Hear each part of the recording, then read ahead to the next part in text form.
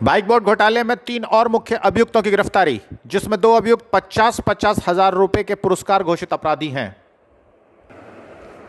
थाना दादरी जिला गौतम बुद्ध नगर पर पंजीकृत बाइक बोर्ड मामले व अन्य 56 मुकदमों की प्रारंभिक स्तर पर विवेचना व कार्रवाई जनपद पुलिस गौतम बुद्ध नगर द्वारा की गई, परंतु मामला 20 लाख के ऊपर होने की वजह से दिनांक 14 फरवरी 2020 को यह विवेचना ईओडब्ल्यू को सुपुर्द कर दी गई।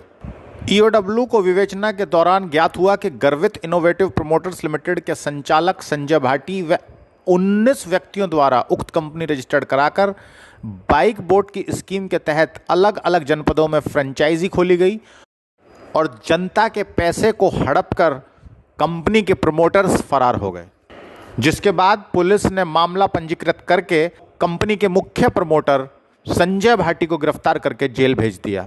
अभी पुलिस को कुछ ऐसी सूचनाएं मिल रही थी कि जो अभियुक्त गण बाहर हैं वे सभी विवेचना को प्रभावित करने के लिए व्यवधान पैदा कर रहे हैं, इसलिए नामित व पुरस्कार घोषित अभियुक्तों की गिरफ्तारी करना आवश्यक है, जिसके लिए मुखबिरों को एक तंत्र लगाया गया तथा जनपदीय पुलिस एवं एसटीएफ की भी मदद ली गई। इसी के दौरान मुखबिर द्वारा सूचना मिली कि वांछित इनामी अभियुक्तगण सचिन भाटी व पवन भाटी गाजियाबाद से अपने गांव जाने वाले हैं। मुखबिर द्वारा दी गई सूचना पर पूर्ण विश्वास करके डॉक्टर राम सुरेश यादव अपर पुलिस अधीक्षक ईओडब्ल्यू ने एक टीम को अभियुक्त गणों की गिरफ्तारी के लिए भेजा।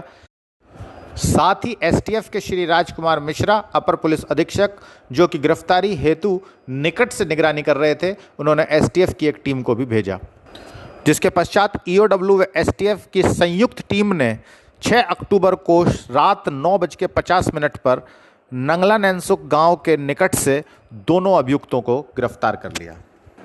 इसी क्रम में दिनांक 6 अक्टूबर को ही मुखबिर द्वारा एक और अभियुक्त की सूचना प्राप्त हुई। अभियुक्त का नाम करणपाल सिंह है, जो किसी से मिलने हापुड़ चुंगी गाजियाबाद आ रहा था, जिस पर पुलिस अधीक्षक ईओडब्ल्यू ने एक टीम भेजी और साथ ही एसटीएफ ने भी अपनी टीम उसको गिरफ्तार करने के लिए भेजी और दोनों की संयुक्त टीम ने रात 10:15 पर हापुड़ चुंगी गाजियाबाद से अभियुक्त करणपाल को गिरफ्तार कर लिया।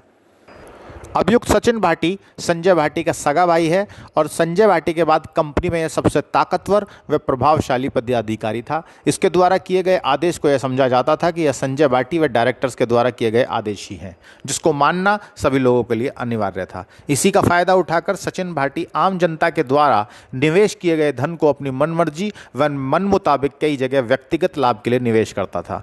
संजय भाटी सचिन पर पूरा विश्वास करता था और उसकी सलाह मानता था, इसलिए फ्रेंचाइजियों की नियुक्ति, गाड़ियों की खरीद फरोख्त व देश के अन्य भागों में कार्यालय व ब्रांच खोलने में सचिन भाटी की अहम भूमिका रहती थी।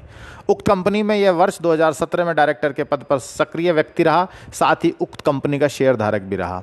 अभियुक्त पवन भाटी संजय भाटी का चचेरा भाई है।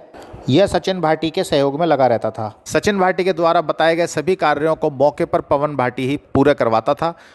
कुछ निवेशकों द्वारा यह भी बताया गया कि पवन भाटी असामाजिक तत्वों के संपर्क में था, जिसके बदले में लोगों को डराने धमकाने का काम भी करता था। इसलिए कंपनी के कर्मचारी व आम निवेशक इससे डरते थे। कई बार ऐसे मौके भी आए जब संजय भाटी व सचिन भाटी पवन का इस्तेमाल लोगों को डराने, धमकाने व मारपीट करने में करते थे। कंपनी से पवन भाटी को इसी बात के लिए 1.5 लाख रुपये प्रति माह व एक फॉर्च्यूनर गाड़ी मिली हुई थी। यह अपने साथ कुछ लोगों को डराने धमकाने के लिए रखता था व दूसरी गाड़ी में बाउंसरों को साथ लेकर चलता था। अभियुक्त करणपाल सेना से रिटायर्ड एक पूर्व कर्मचारी है, जो 2009 में रिटायर हुआ था। रिटायर होने के बाद सिक्योर लाइफ नामक एक कंपनी को ज्वाइन किया, जिसका काम था पब्लिक के बीच नेटवर्किंग के माध्यम से कपड़ों के सूट लेंथ सस्ते दामों पर बेचना।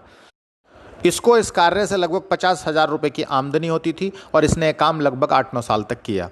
इसलिए पब्लिक में नेटवर्किंग के माध्यम से बिजनेस करने का इसका अच्छा अनुभव था। इसी वजह से संजय भाटी ने अपनी कंपनी में करणपाल को सुनील प्रजापति को हटाकर उसके स्थान पर वर्ष 2018 में सीधे डायरेक्टर नियुक्त किया। करणपाल बातचीत व्यवसाय में काफ़ी तेज दिमाग का व्यक्ति था, इसलिए डायरेक्टर बनते ही कंपनी का बिजनेस बहुत अधिक बढ़ गया, जिससे खुश होकर इसको डायरेक्टर के साथ साथ कोषाध्यक्ष भी बना दिया गया। इसी के साथ करणपाल को सिग्नेटरी अथॉरिटी भी बना दिया गया, जिसकी वजह से सभी महत्वपूर्ण दस्तावेजों पर उसके हस्ताक्षर होते थे। कंपनी की तरफ से 2 लाख रुपए प्रति माह व एक फॉर्च्यूनर कार तथा अन्य संसाधन इसे मिले हुए थे। नोएडा पुलिस द्वारा उक्त अभियुक्त पर 50,000 रुपये का इनाम घोषित था।